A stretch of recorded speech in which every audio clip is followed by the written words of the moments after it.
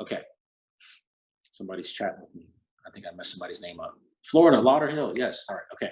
So what I want to do, Brad, is I want to talk a little bit. And guys, please, as I'm covering this, I'd like for you to, engage. All right. So we're going to do some training. If you had a guest on, one of the things I would like to know is, because I see the attendee list, so the guests did get off, right, Brad? They're not on anymore? Okay, so if you had a guest on, please, I always want to get better, at covering the business plan and talking about the opportunity. So, they text you back and said, that guy's crazy, you guys are lost your damn minds, I don't want to have anything to do with it, let me know. And I apologize. Not really, you know what I mean? And if they said, dude, how do I get started? Either way, I just want to hear the feedback from the guests, because I know how important that is for them, you, et cetera. So, but while I'm covering some of the training, I do want to make it interactive, because I want to try my best to be as precise to, some of the things that you guys are experiencing as possible. So I'll start by telling you what we're going to be discussing. And I put it with Brad and John. I said, I just want to talk about why you should build and how to get started.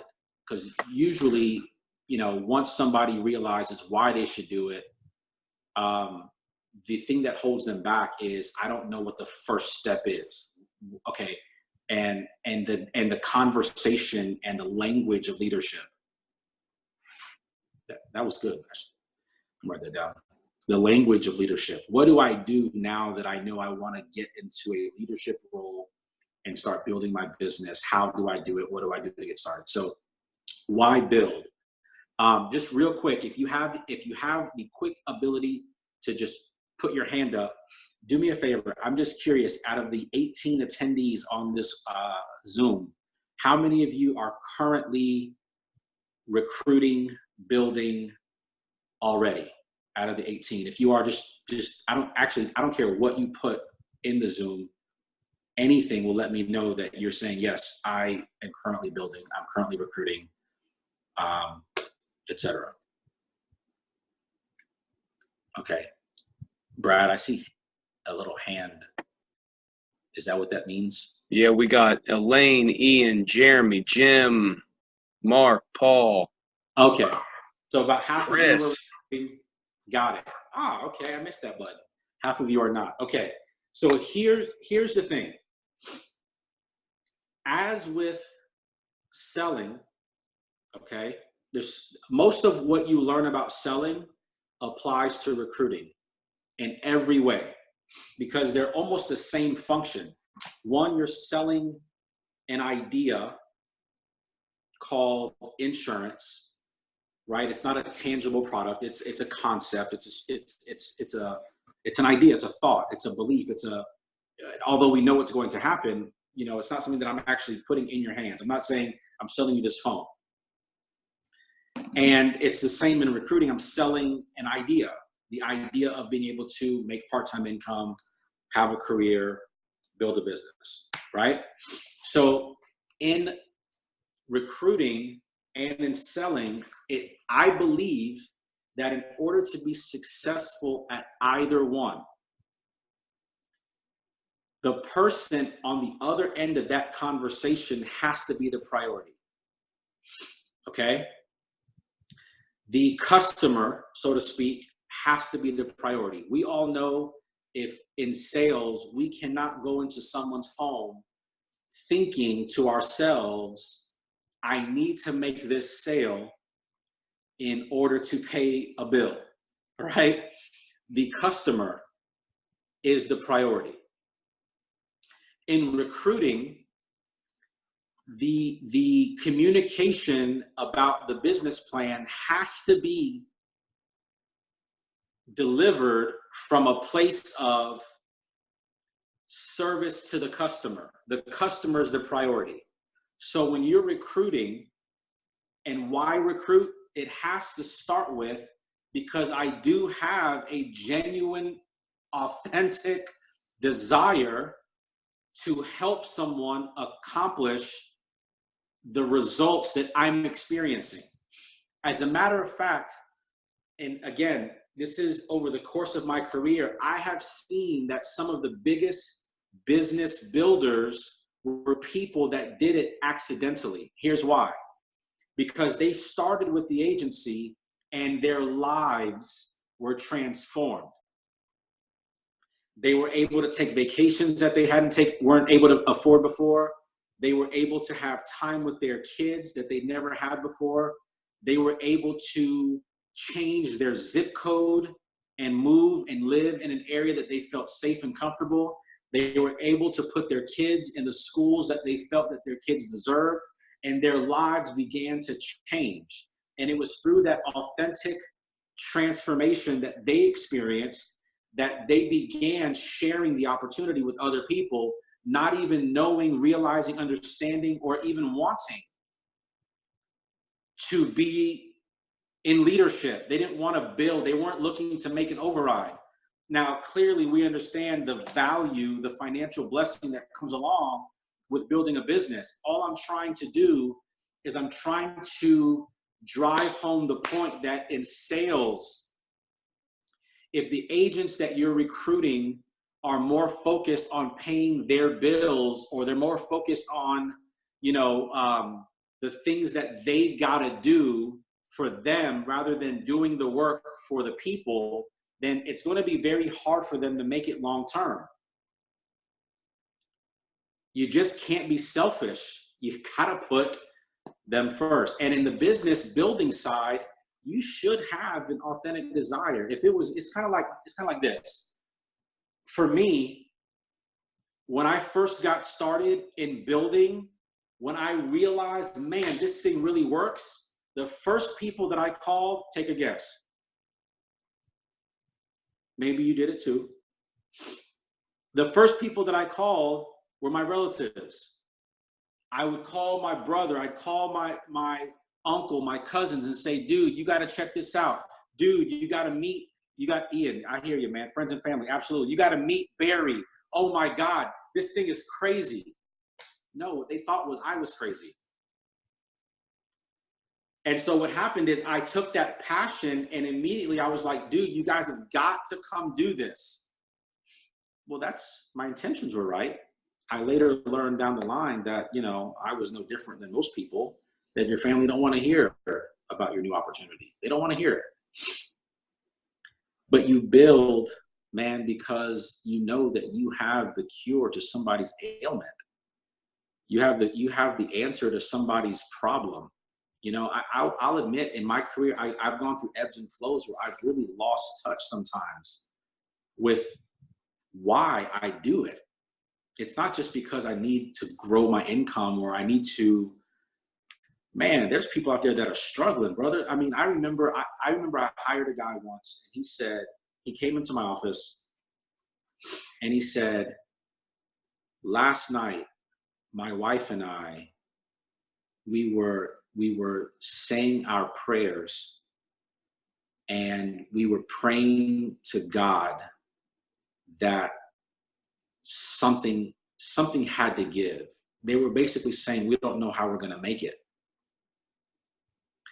And if you don't think, knowing all the financial statistics that Forbes puts out, that you can go to Twitter, CNBC, and all these stats on, how much money the average American household has in savings, how close people are to financial ruin, all the little bit of, whatever that it would take for someone, to lose their house, et cetera, et cetera, et cetera.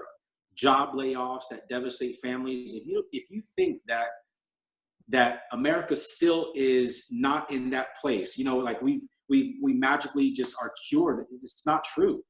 People are struggling financially. People are living check to check. They're 2 flat tires away from needing to borrow money. And so I just think that in reality, you build because there are millions of people that need what you have. Let's start there. and let's build the foundation of our regional managership or anything that we're going to accomplish as, agency leaders with Equis, let's start there. You can go down your cell phone, and I guarantee you 75% of the people in your cell phone, they probably have 1 month maybe of their bills and savings, 2 months, 3 months maybe. How many months could they go if they lost their job? How many of them, use their credit card just to make ends meet each month, and they're robbing Peter to pay Paul? How many of them? Anyway, I think you start with a desire to help people. Honestly. Now, I'll admit that wasn't how I started. When I started building, it wasn't. I was 23 years old. Other people didn't matter to me. I was just trying to make money, man. So anyway, secondly, I heard a guy say one time that by building a team and by leveraging yourself, you are ensuring your insurance income. You're insuring your career. And, I know that there's disability insurance, et cetera, et cetera, et cetera. But what happens if, I hear people say all the time, if I'm making $3,000, $4,000 a week selling, I'm not going to take my time away from selling and making real good money to go, wipe somebody's nose or hold somebody by the hand or, take time away from what's making me money to go build and recruit and do all of this stuff. Why? Because I can get leads right now, call right now, sell tomorrow, get paid the next day. Got it. Building and recruiting, I got to go through this process of, talking to them. I got to get them, to get an insurance license. That could take weeks. I got to get them contracted. God forbid they're not a felon. I got to then train them. I got to do all this stuff. And it might be 60 days, sometimes 30, 60, 90 days before I see a return on all of that work and all of that effort and all of that time. And then they may not even do anything. That's true. You're right. That is a possibility. I'll even go as far as say, I guarantee you that there will be a person that you will put that time into that will not do a thing. They'll even buy leads and they won't call them. They'll call them, they won't go see them. It's going to happen. So let's just, it's going to happen. Let's be honest. But there are things that may happen in our lives that we cannot control. So what happens if something, physical, health-wise, knocks you out of the game for 2 or 3 weeks? What happens if, somebody in your family, needs you? What happens if you get knocked out of the game? What are you going to do? If you go down and there's nothing there to take up the slack, what are you going to do? If you're making $200,000 a year selling, that's $16,000 a month, roughly. If you go down for 3 months, for whatever reason, how about if you have a massive weather, hurricane, tornado, different parts of the country, and your whole entire area that you work is wiped out. Now, hopefully you can get on a plane and go somewhere. All of these things can happen that you can't control.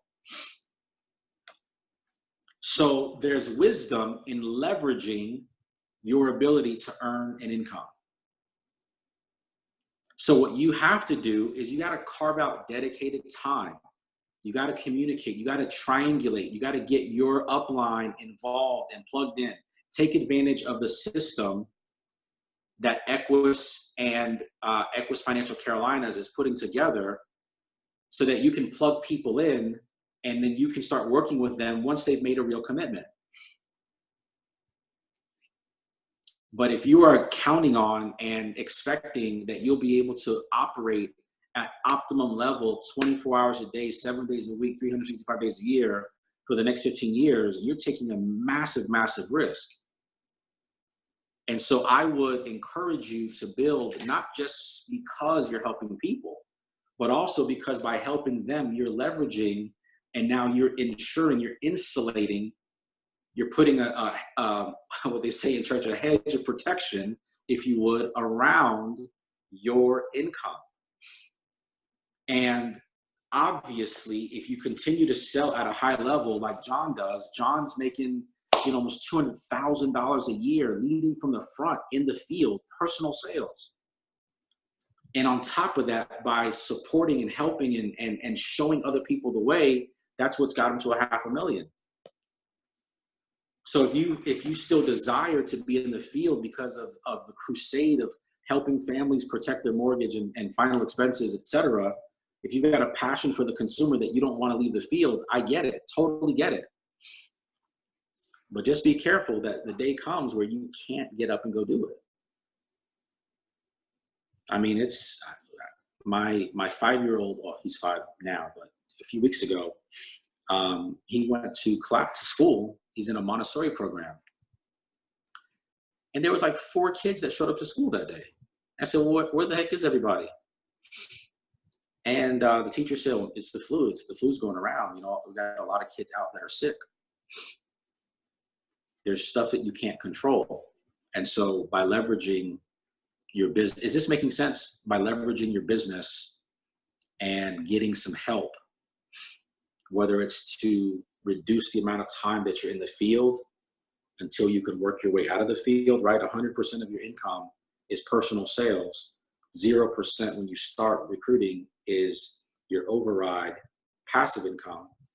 And little by little, as your passive income and your overrides begin to grow, then technically speaking, you are working your way out of the field by necessity.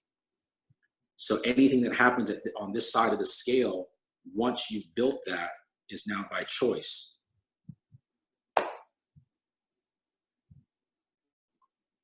Yeah, I had a question. Mark says, good stuff. Thanks, brother. Why build? Because there's going to come a day where you just ain't going to want to get up and go. And I'm learning that because I'm getting old. I'm 38. And there's just some days, man, where I get out of bed and I've got some old football injuries, whether it's my back, my neck, my knees, my ankles. It's like crack, crack, crack, crack, crack. And there's some days, man, where it's just like, golly, it's like all you can do. I got a 5-year-old that won't brush his teeth. And it's like, didn't we talk about this yesterday? Every day since you were like, born, every day is a fight to get the boy to brush his teeth. And there are some days by 9 o'clock when I get him to Montessori school that I am exhausted. And there's just going to be those days. And so there's just a lot of wisdom and leveraging and getting some support when it comes to that. So, I personally, I think that, especially at this point in my career, guys, I love seeing people that were making $30,000 a year. I love it. I love seeing them go to, somebody said 38. I'll slap you if you call yourself old. I know, I'm just saying. I love seeing people go from making $30,000 a year to $130,000 a year. You know why? Because before we had our conversation and before we met, they had no hope of doing that. Most people don't believe it's even possible to quadruple their income. They don't believe it. If you ask them, and you listen closely, they'll tell you the truth is they don't even believe it's possible. So most of the stuff that you're trying to tell them is a pipe dream. Here's why. Brad, this is gonna trip you out. Here's why.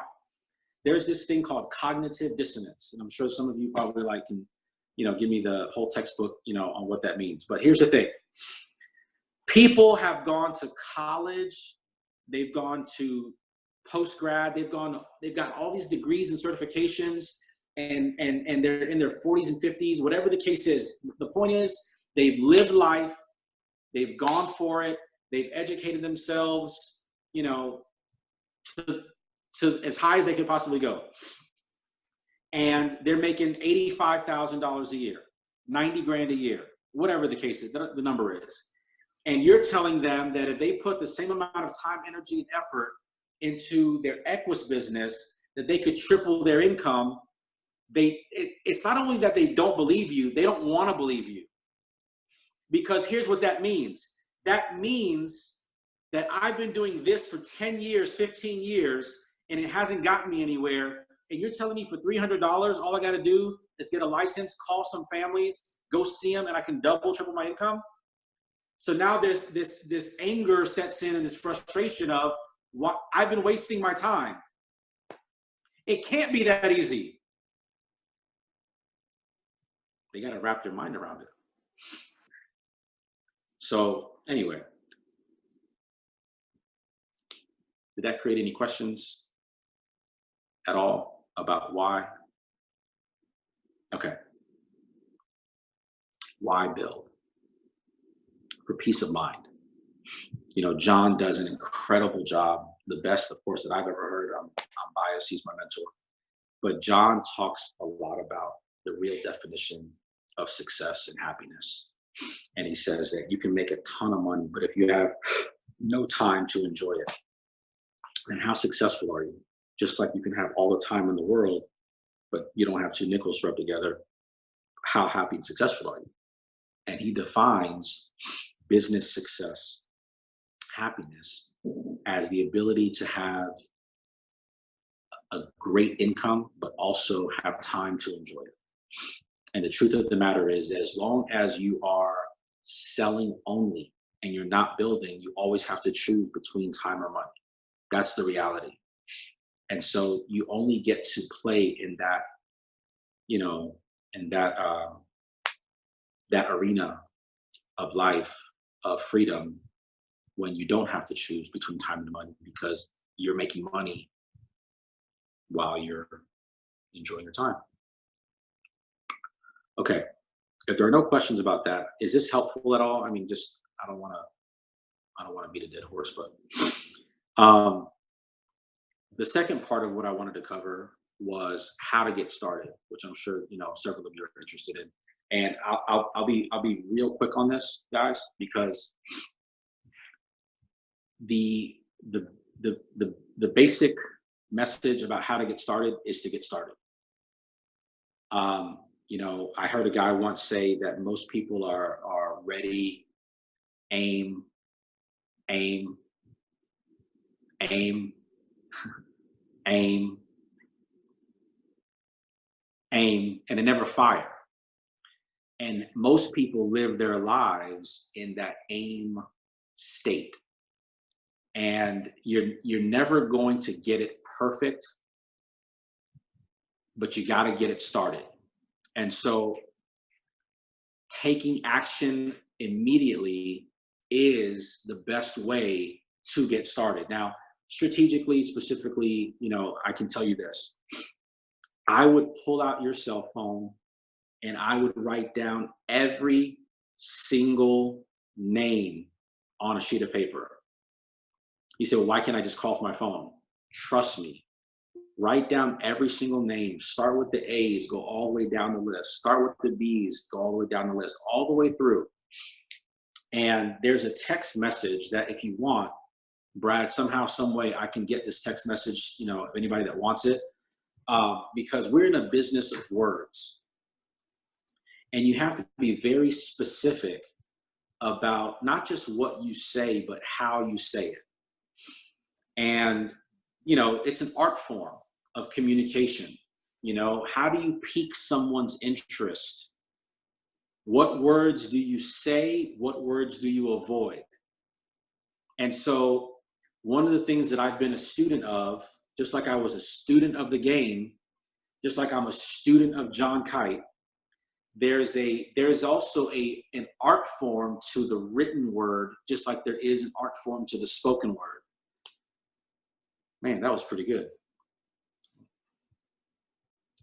There's an art form to the written word, just like there's an art form to the spoken word. And I would clip it. I don't know what that means, but so I would write that list out And what I would do is I would send them a text message. And so I would format a specific text message to say something along the lines of, hey, it's been a while, especially if it's somebody that you don't talk to every single day, what John calls your Super Bowl buddies. If it's been a while, I know we haven't chatted, but I was having a conversation with a friend of mine that I'm currently in business with about expanding, and we were talking about possibly expanding in your area, and you came to mind. I don't know if what you're doing these days, but if you're open to making some additional money on the side of what you're doing now, let me know. I'd love to chat with you. And so that's a simple text message that you'd send out to people that you haven't spoken to in a while, and you'll be surprised at the feedback and the responses that you'll get. People love the cold market game, right? Indeed.com, ZipRecruiter, Career Builder, Craigslist, all of those things work a little bit. So in addition to that text message, what I would do is I would go ahead and pick one and place your first ad. Don't get hung up on what about the email address that I use, or, should I put my name or my cell phone number? Listen, don't worry about all that. Don't overthink it. Don't get paralysis by analysis trying to figure out, should you use a Gmail account, or I don't have an Equis. Don't worry about all that stuff. Just post the ad. Get your first one back, your first responder, and stumble through it is my point. And as you do it, as you start fielding those emails and fielding those phone calls, you'll start to develop your rhythm of cold market recruiting. It's that aim stage. You can't stay there too long. You got to fire. Just go for it. No different than you tell your agents, stop reading the lead, pick up the phone and press the buttons, right? Fire, press the buttons. You haven't been able to reach that guy in 27 dials. Got it. Take the lead with you and knock on the door. Well, what do I say? Show them the lead and say, hello, is this you? How can I help you? Whatever. Stumble through it. 90% of getting an agent started in the field is just getting them to take action and have a little bit of confidence and a lot of get it done, a lot of just do it, right? So it's the same thing in recruiting. How do you get started? By getting started. Make that first post. Email that first that person that responded to your ad. Email them back. Get your upline on the phone. Do a 3-way call if you have to. Just take action. One of the things that I've loved over the last 5 years about recruiting is social media activity. Now, I will admit, some of you probably, who joked and said I'm 64? Okay. I will admit that when it comes to social media, there's an art form to attracting people. You can't be taking tequila shots, off somebody's belly and then talking about, come work with me. Unless you want to attract people that like taking tequila shots on the bellies of strange people. You know what I mean? So your lifestyle in general, people are looking for a place where they can be happy, they can make money, and they can make a difference. So are you experiencing those 3 things in your career? And if so, talk about it. If I'm sitting here right now, we're having a conversation, I'll just tell you the truth.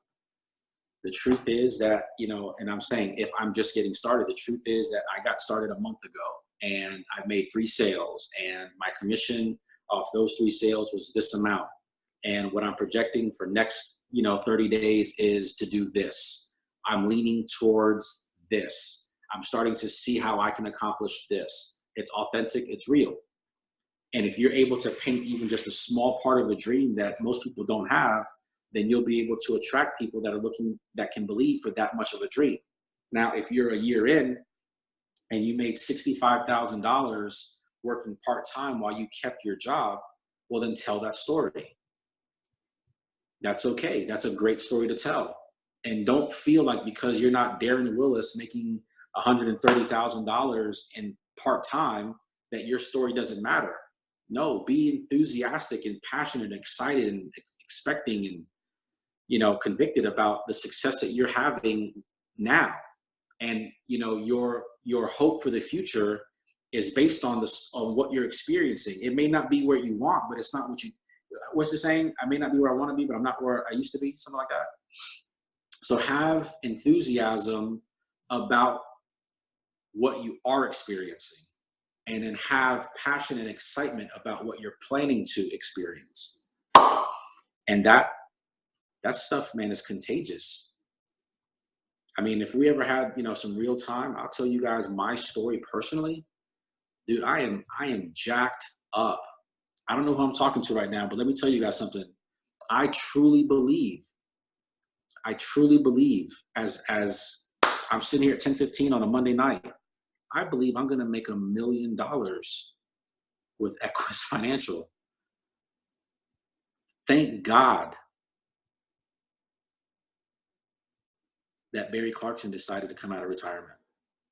The decision that man made to come out of retirement and to build a company unlike this industry has ever seen.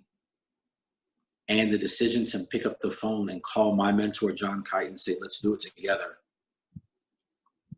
And to allow me the opportunity to join forces with him.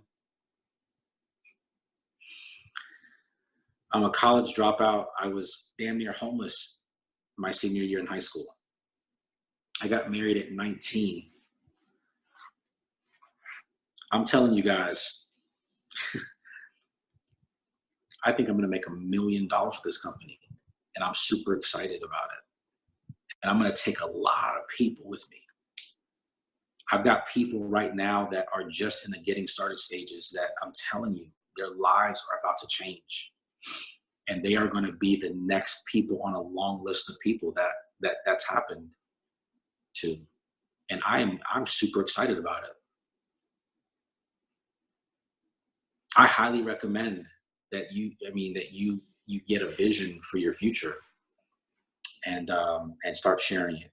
So anyway, guys, it's 10:17 p.m. Y'all are crazy as all get out for being on a webinar this late. Brad, if you can chime back in, dude, is there anything else that we need to do? No, man, beautiful job. I appreciate you, dude. Hey, listen, man. Anyway, appreciate you for setting it up. And guys, if there's anything that you need, find me on Facebook. You got the page, Equis Financial Carolina is where we're headquartered. And that's all I got. Love y'all. Have a good night. God bless.